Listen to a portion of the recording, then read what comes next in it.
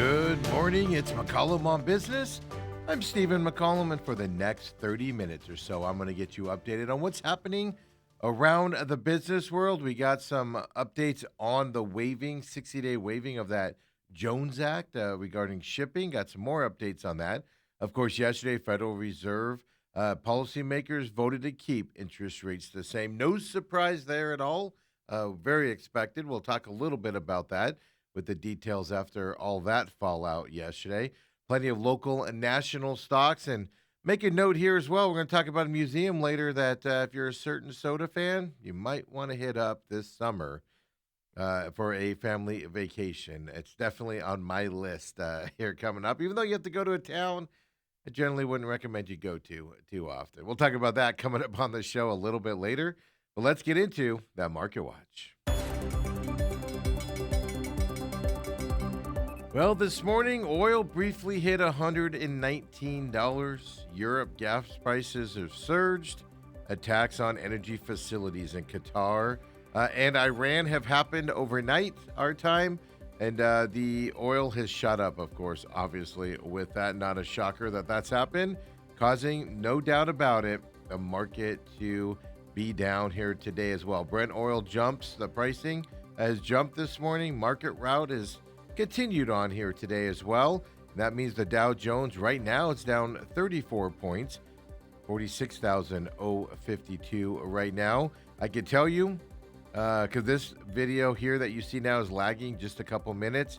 Yeah, it drops down to about 200 points down here, just a little bit. So when we look at it later, we'll see a bigger drop. S&P 500's down 13 points right now, 65.96 for it.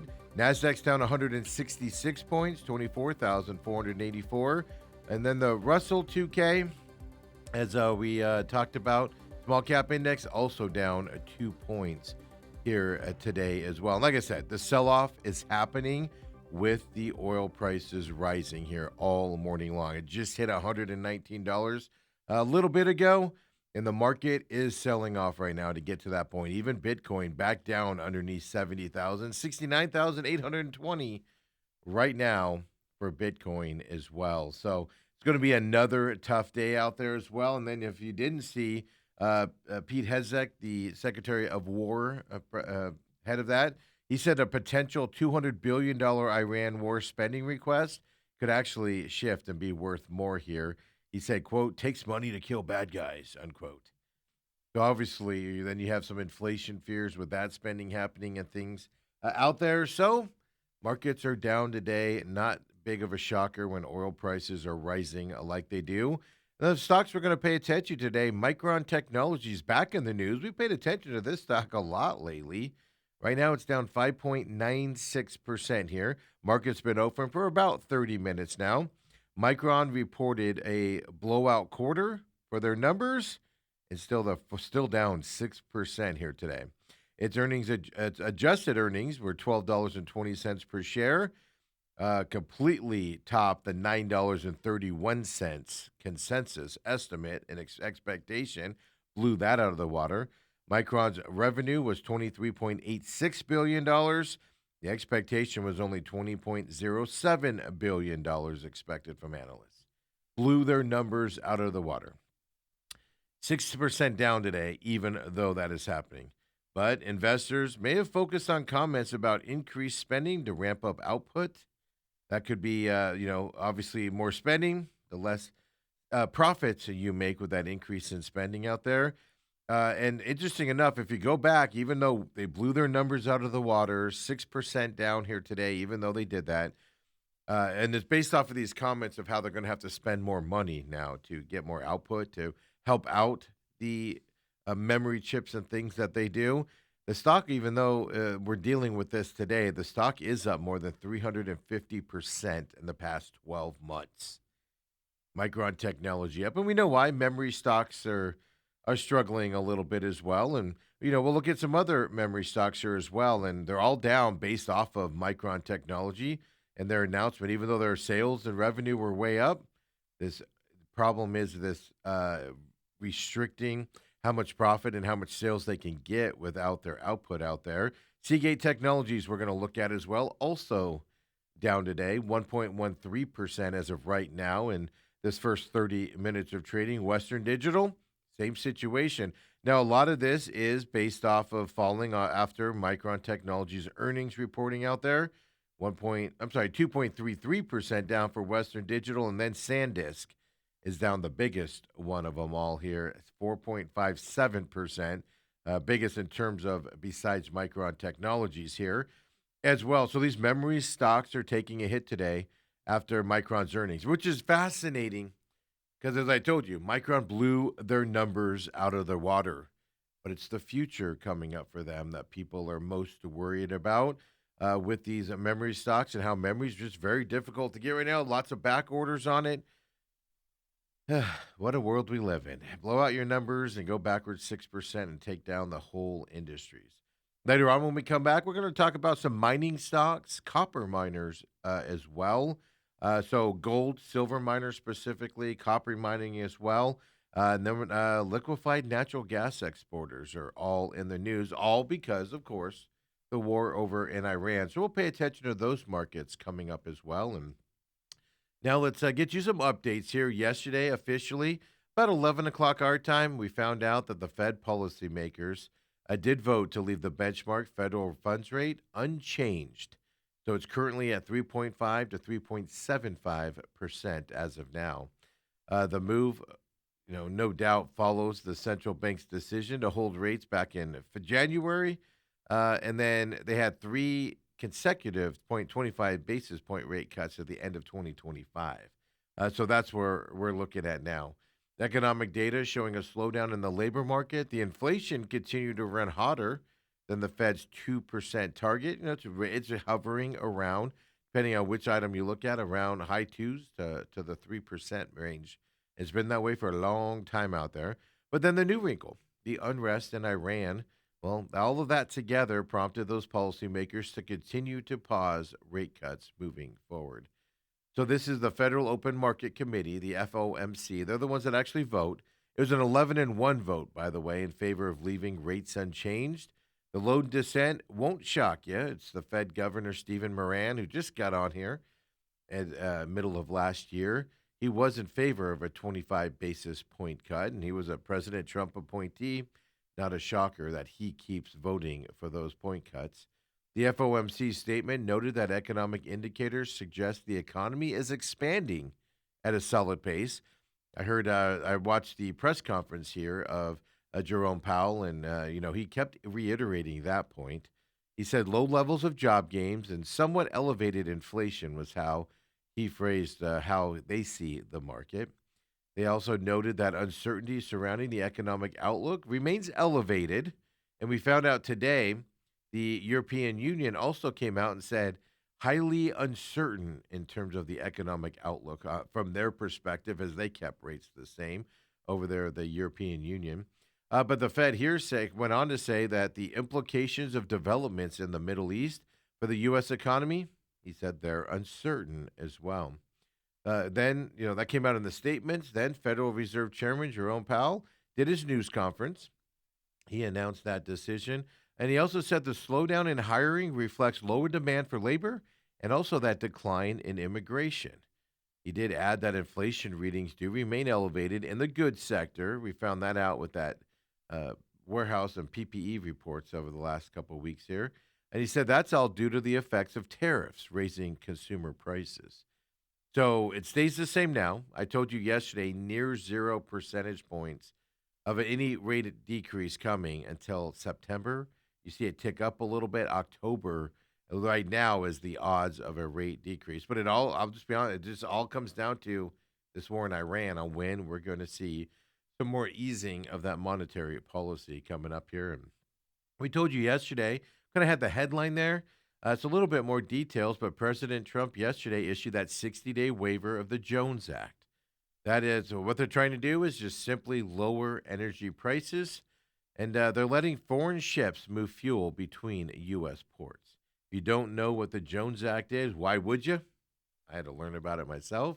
The 100-year law requires goods shipped between American ports. Well, it has to be carried on ships that are U.S. built, flagged, and crewed. And it also limits the number of tankers domestic shippers can use. So, waiving it, any ship can now carry stuff between U.S. ports for 60 days. The waiver comes as the global oil and U.S. gas prices have surged due to that Iran war.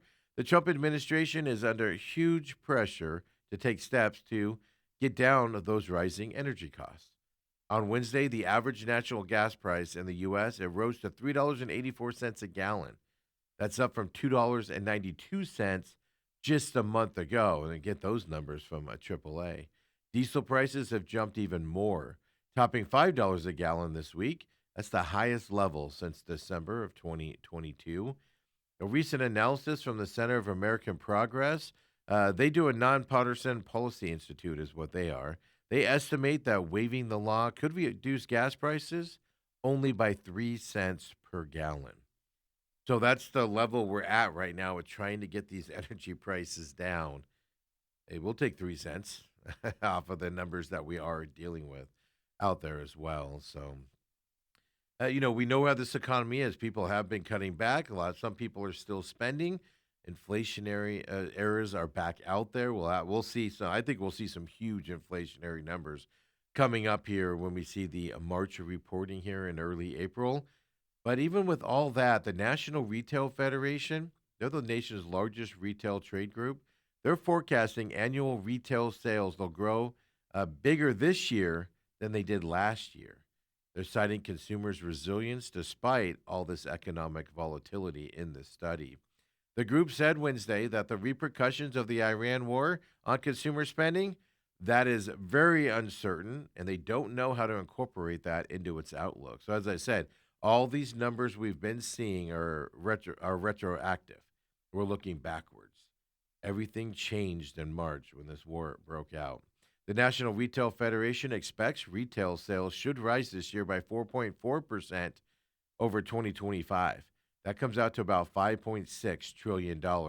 They do all that based on a new model developed in partnership with Oxford Economics.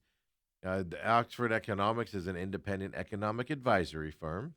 In 2025, retail sales increased by 3.9% compared with the previous year.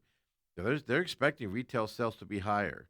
Now, the 2026 sales forecast does exceed the 3.6 average annual sales growth over the past 10 years, excluding the pandemic period. That was obviously 2020 to 2022 and everything, as when they exclude those areas because of the situation. The forecast does exclude those sales from auto dealers, gas stations, and even restaurants. So we're just talking retails, not including those three areas. I just found that interesting that such a big growth amount with this current economy. And then we're hearing from retailers, sales aren't always there. So just something to catch your eye. And as I said, the Iran war has changed everything here in March. We'll have to see what changes that has here coming up in all of our reporting and government reports, et cetera, coming up here in the beginning of April. Hey, remember last week we talked about the U.S. Postal Service wanting to make some changes on some loans, how they can get some loans, et cetera? Yeah, well, yesterday they came out with this announcement. They were in front of Congress, the Postmaster General, and the Postal Service wants to raise first-class stamp prices. Yeah, they want to raise it to 90 to 95 cents now. It's obviously facing a big financial crunch. We know that. Postmaster General David Steiner did say all this in a congressional hearing that he was in front of. I believe he was in front of it on Tuesday. Might have been yesterday. I get confused. So the current price of first-class stamps is 78 cents. That's a big jump. The USPS has for years struggled with high costs and dwindling mail volume, so that's where they get that $9 billion loss in 2025. The Postal Service has a 10-year plan to reduce expenses and restore profitability to the agency, but they still face major financial challenges. The Postmaster General did tell the House Oversight Committee that the USPS is at risk of running out of cash in just 12 months. So the Postmaster General pointed out that the current price of 78 cents per first-class stamps, well, it's the lowest, quote, he said, in the industrialized world.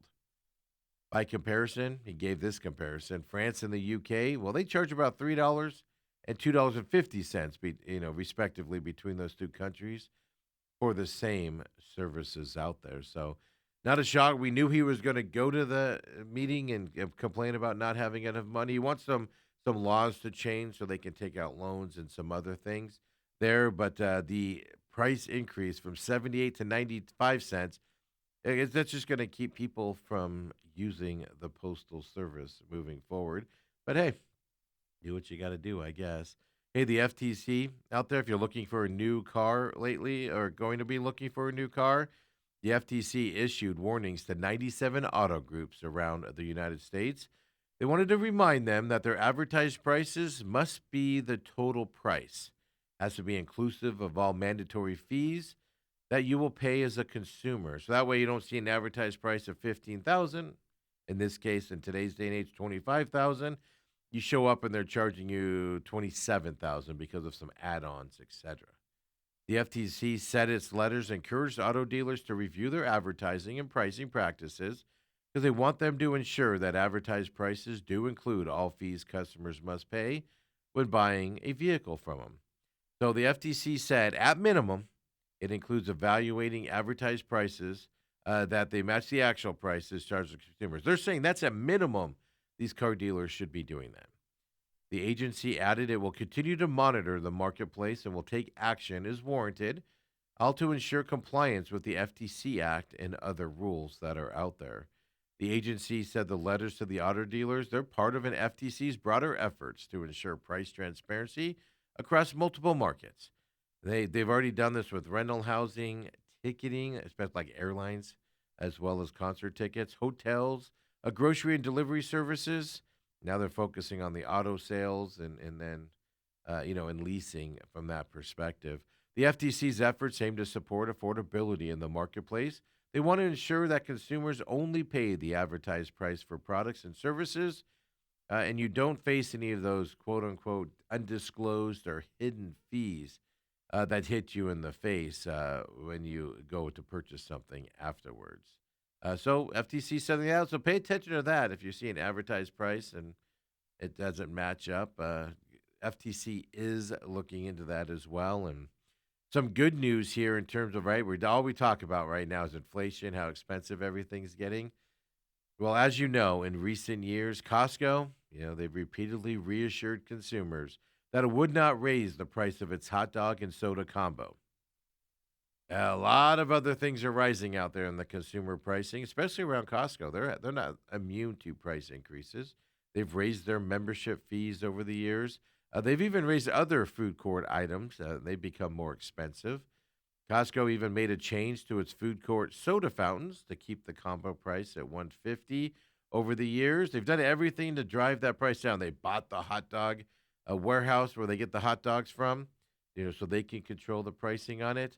Well, the now former CFO for Costco, his name is Richard Galanti. He said back in 2022 that the hot dog and soda combo would stay at $1.50. He said then in 2022 forever. But then you skip ahead to 2024. Galanti told Bloomberg that the $1.50 combo deal's price might only be probably safe for a while after his departure. Well, he's been gone for about a year now. And in a video posted at Costco's Instagram on Wednesday, the CEO, his name's Ron Varchis, he shared a small but reassuring update on the hot dog and soda combo's future, folks. Interesting enough, this is kind of like the CEO's eating thing. McDonald's, Wendy's. McDonald's CEO took small bites, obviously didn't like his food. Wendy's CEO cooked his own food and then took big bites and obviously enjoyed the Wendy's burger. Well, now Bartsch sat down and eats a hot dog while sitting in a Costco food court. Obviously, probably a direct reflection of those other videos out there. He did field questions from someone behind the camera. Kind of went like this: $1.50 for this hot dog? That's what he says before taking his first bite.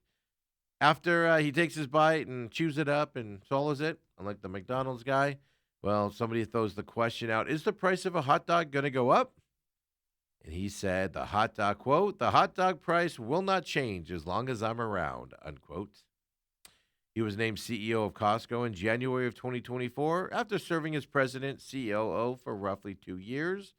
He's been with Costco for decades with them. And he says no increase in that $1.50 hot dog soda combo at all. And of course, they switched right from Pepsi to Coke, I believe. Kind of that increased pricing helps them keep that hot dog price down as well. So, Costco CEO saying that's the price it's going to be moving forward. And it's one of the few places you get that value. Bad news is it's a hot dog. Not a fan. Had a hot dog on Sunday, as a matter of fact, for the first time in a long time. It was all right. I could live without it.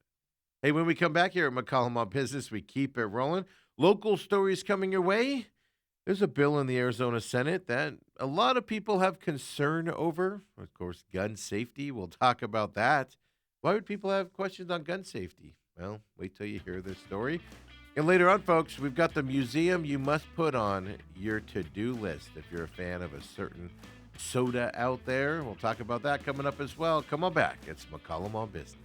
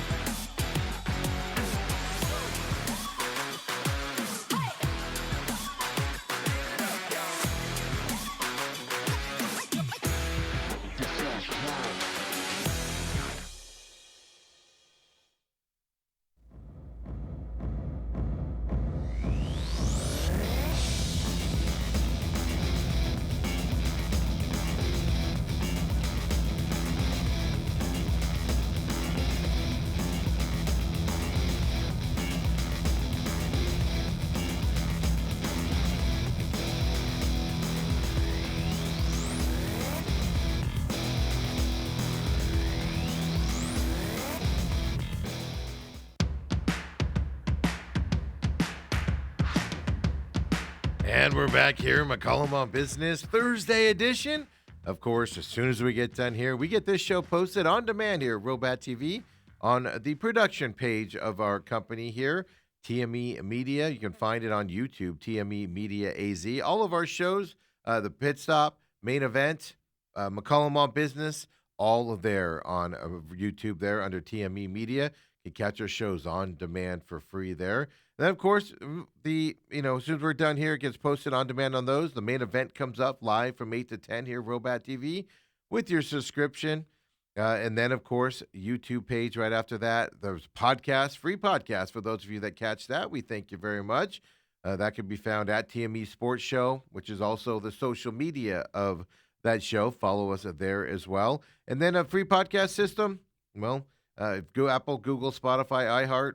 Just search either The Main Event with Steven or TME Sports Show. It comes right up for you. Like and subscribe the YouTube page. Like and subscribe, of course, the podcast system as well. And share us with your friends. We'd appreciate it very much.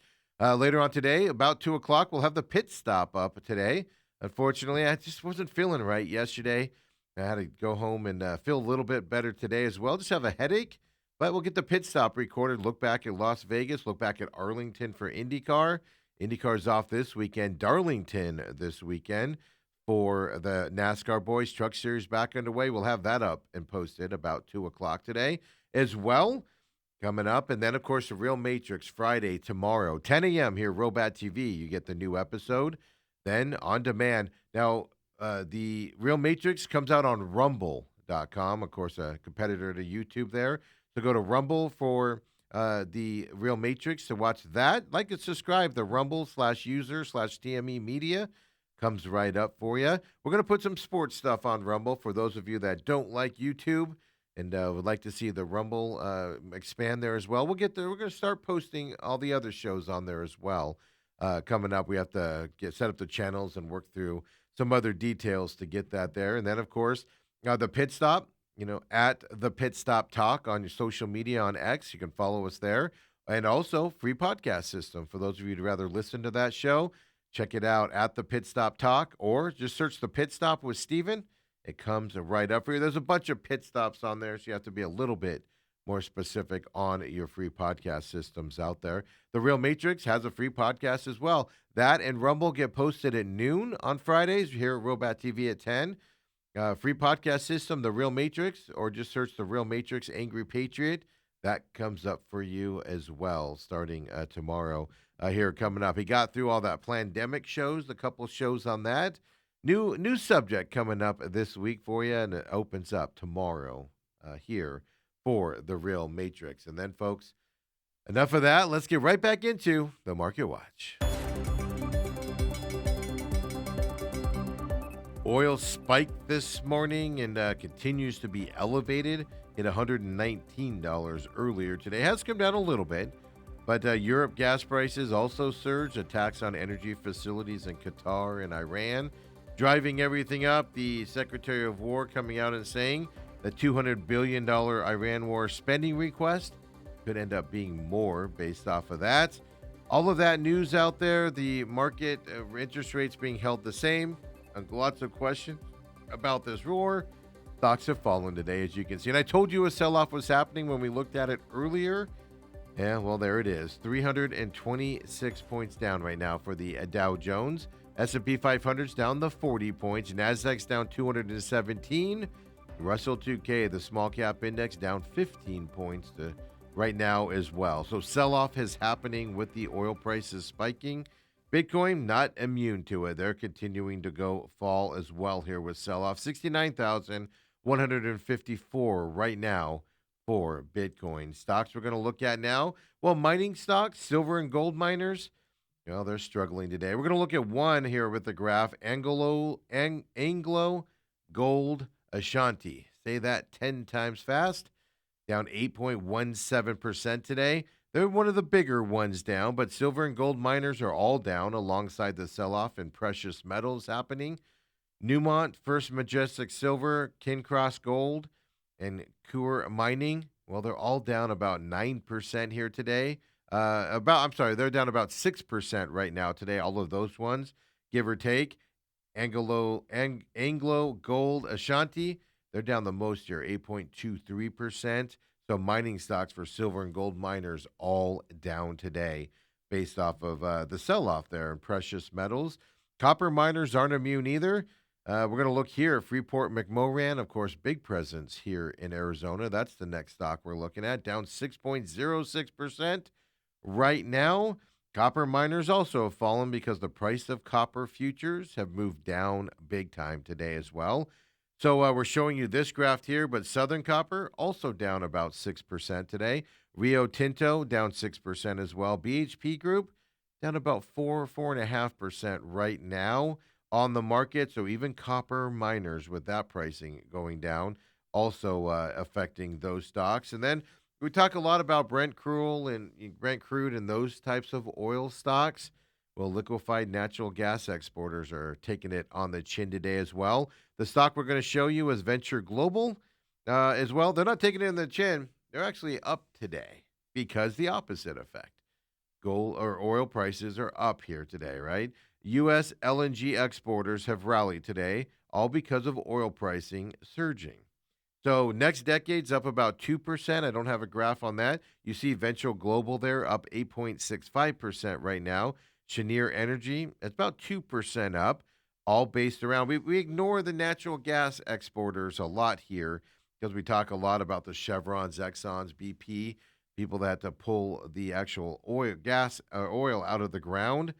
But we cannot forget about those liquefied natural gas exporters as well. They're up big today based off of the price of the oils as well out there. So it's just an interesting time here on the market with what's being affected, all based around tariff talk and then also on compounding it, the Iran talk and all of that. So let's get into some local stories here. Gun safety classes. This can be a good thing for whatever age you are. What about gun safety classes for students as young as 5 years old now? Yeah. There's a big debate happening at the Arizona State House. It's a Senate Bill 1424 out there. This bill would require all school districts and charter schools to provide annual gun safety instruction to K through 12 students. Now, and then instantly you go, they're going to have guns and shooting them on campus? It's a little bit different than that, but supporters compare the education of gun safety to water safety classes that schools currently do. The bill does not involve any students actually touching or even learning to handle a gun. There'll actually be no guns involved in this process.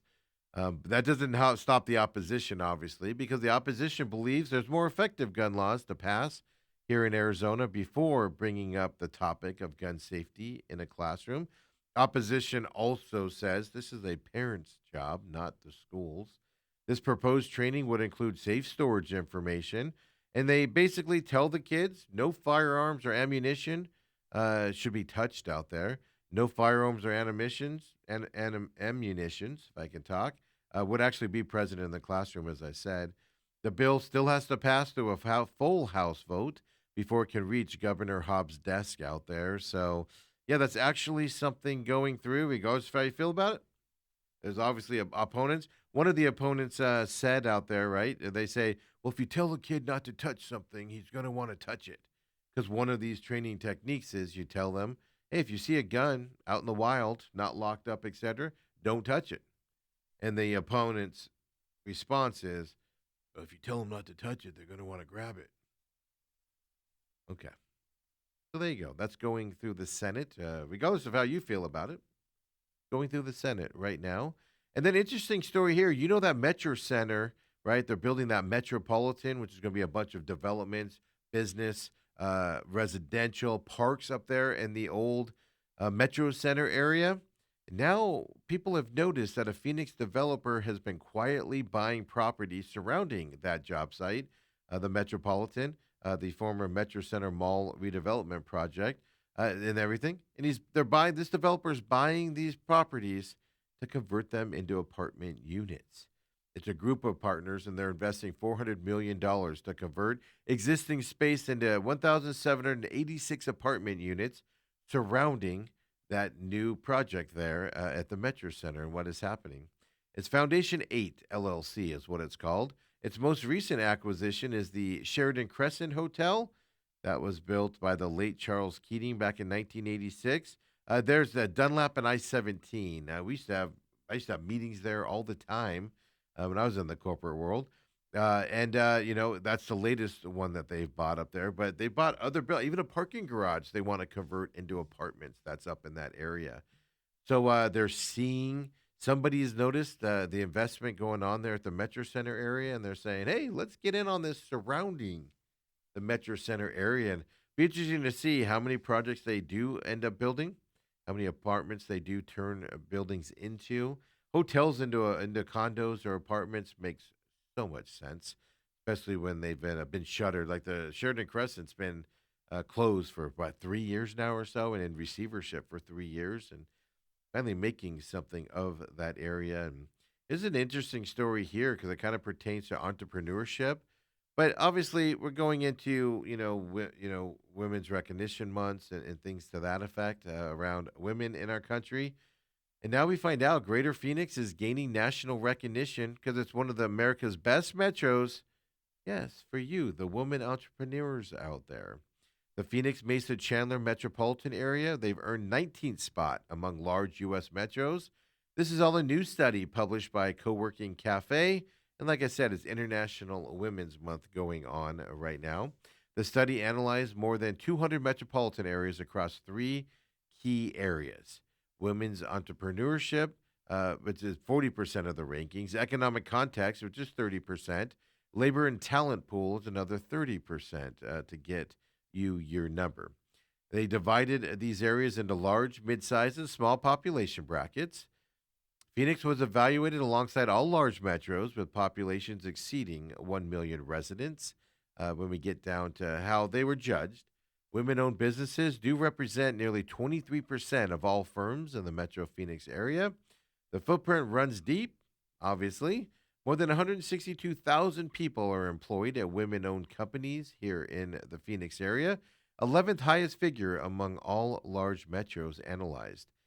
This is showing that these firms are not small, small side ventures. They're actually big companies out there and substantial enterprises that do fuel job creation as well here in the Phoenix market. So they're not side projects at all, for the most part, in this rankings. The Phoenix Metro's economic trajectory strengthens the case for female founders, considering this Phoenix area. Regional GDP has expanded 41.6% between 2019 and 2023. That ranked fourth across large markets, even outpaced Nashville, Charlotte, and every major California metro as well. If you don't know, Nashville and Charlotte are huge economic drivers right now for entrepreneurs going to those cities. The momentum is matched by a population growth of 6.9%. That's the 10th highest among large metros. So hundreds of thousands more residents in the customer base for local businesses. Phoenix's women to men earnings ratio of 79%. Well, that ranks eighth along all metros studied. That figure does support that figure does surpass major Sunbelt competitors, which that would include Dallas, Houston, San Antonio, even Las Vegas, pointing to a local labor market where women's work is compensated more equitably than in most comparable large cities. 1 in 10 Phoenix residents are self employed, 14th highest rate among large metros, and the business formation rate of 1,770 new businesses per 100,000 residents, well, that ranks 16th highest. The pipeline is backed by talent here in Phoenix. 19.2% of women in the metro hold a bachelor's degree in business, 18th highest share nationally, providing the trained workforce needed to sustain long term growth here as well. Women owned businesses now account for nearly 23% of all U.S. firms, collectively employing close to 11.7 million people, generates an estimated $3.3 trillion in annual revenue. This is all from that co working cafe study. And they found business formation rates surging in markets that weren't on the radar just a decade ago. Cities like Austin, Denver, Raleigh, Washington, D.C., Atlanta, they weren't on the entrepreneur bandwagon a decade ago, and now they are large, and they lead the large metro rankings nationally. So the geography of women's entrepreneurship, well, it's moving, it's expanding out there, and going to new areas as well. So there you go. Big presence there as well from the women side of our community, and it's fantastic to see that going on. And folks, as I said, get this down. They have a website if you want to remember it and check it out, but got to make a trip here, especially if you're driving toward Texas or to the East Coast this summer. Got to stop off at the Dr. Pepper Museum, don't you?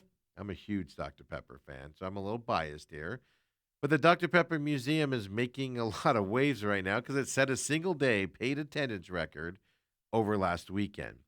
It welcomed 2,378 guests on Saturday, March 14th, according to the museum. The museum said the milestone surpassed its previous record set on March 15th, 2025. Notice the time frame, spring break. It reflects continued growth and visitation of this museum. Officials say the museum has seen steady year over year increases in attendance since 2020, and they get visitors from across the United States, even internationally. They get a lot of international visitors. This museum's in Waco, Texas, folks, by the way. The museum credited spring break travel for the surge. As I said, last year they hit the record, spring break week as well. The museum said it typically sees about 3 full weeks of increased attendance during spring break. And this year's a little different because Easter kind of hits the tail end of spring break for a lot of areas. So not just spring break, but with Easter approaching, visitation is expected to remain strong here over the next couple of weeks. That record-setting day over the weekend comes during a busy season for, like I said, the Dr. Pepper Museum there in Waco. Families, school groups, tourists all go and visit this Dr. Pepper Museum. It bills itself as the original home of Dr. Pepper. It features exhibits and interactive experiences focused on the soft drinks history. Now, the good news is Dr. Pepper Museum sounds fantastic. Can't wait to get there. Bad news is you have to go to Waco. If you follow the main event, You know my love for Waco, Texas. Baylor's there, by the way. You can go see Baylor there if you want to. Yeah, Dr. Pepper, yeah, put it on your must-see museum list, especially if you're a Dr. Pepper fan out there. And folks, I'm gonna see if I can maybe swing that way here, maybe this summer on a vacation, and check that out as well. 'Cause that's fantastic. I've known about it for a while. I've just never want to go to Waco. Hey, folks, enough of my complaining about Waco. Main event's coming up next at 8 o'clock. Come and join us. We'll get these up on demand. Share us with your friends on the YouTube page if you would. That'd be fantastic. We can grow that side of it. We get plenty of viewers and a ton of viewers here at Robot TV. We like to spread it out to the free side of things and get people interested there as well for the non-live views on demand. We'd appreciate any help. You can help us with that as well. And folks, main event's coming up next, 8 to 10 a.m. Uncle Lou comes in today at 9 o'clock. Come and join us here and we'll get it going. And then, of course, Pit Stop will be up today by 2 o'clock. Catch that on demand here at Robat or on the YouTube page or in your free podcast systems. We'll see you tomorrow, everybody. Friday's edition coming up, 7 a.m. McCollum on Business.